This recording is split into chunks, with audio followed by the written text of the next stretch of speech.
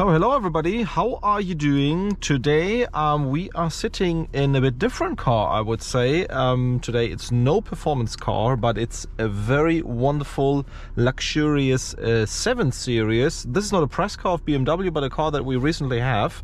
A car of model year 2022, but of course still the old model, more or less, the outgoing model. Nevertheless, a very, very nice car, specifically also with this interior, very quiet, very comfortable. And I want to throw something in before I forget it. The interesting and most interesting part about this car is actually that since the new 7 Series got announced, the prices were dropping like crazy for those ones, at least in Germany.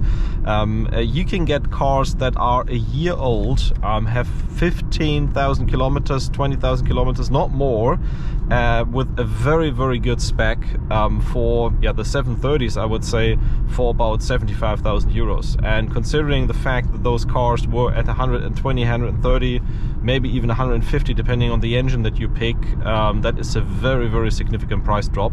And you're still getting, despite maybe not having the latest infotainment architecture in those cars, you're still getting a very, very good car. So that's also the reason why I wanted to do this test. You don't need anything more than the 730D. You can still have fun with this car and get all the luxury, and you pay, let's say, less than for an Audi RS3 for it, or at the same amount of money. That's pretty astonishing. And without further talking, I guess it's time to set off. This is a rear-wheel drive car, 730D, so more or less the entry level that you could get, 265 HP and 600 Newton meters, if I'm not mistaken. It's a bit damp outside. We have winter tires on this car, so 0 to 100 is probably not that easy, but 100 to 200 could be quite interesting, showing the power and also the torque of this car.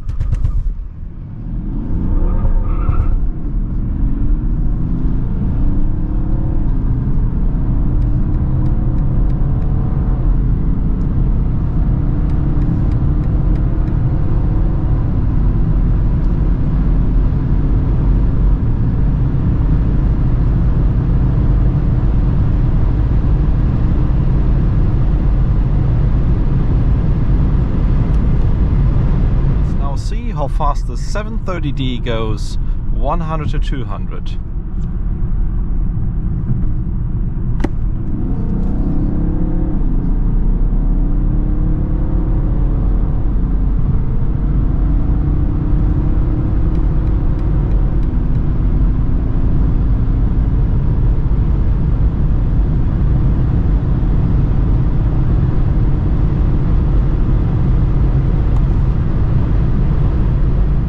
I know this car is not about accelerations, but nevertheless, as said, we want to try it out, and you could also hear how quiet the car is once you're accelerating. There's almost no wind noise. I'm also driving 140 now and just very comfortably talking about the car.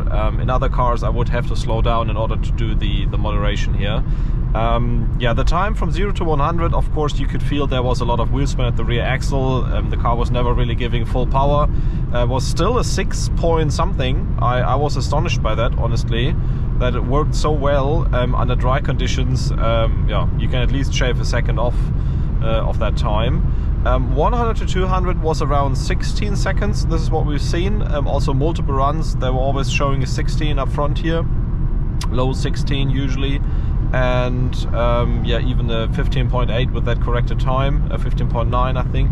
So I think overall, you don't need any more, honestly. If you're looking for a car that delivers a lot of quality and performance per euro, I think the 7 Series is a very good car, because the prices were dropping, as said in the beginning, very hard for those cars as the new car got announced.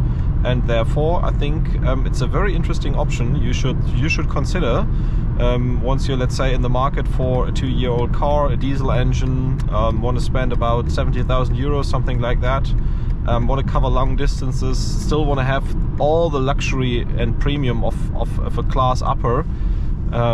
This is the way to go.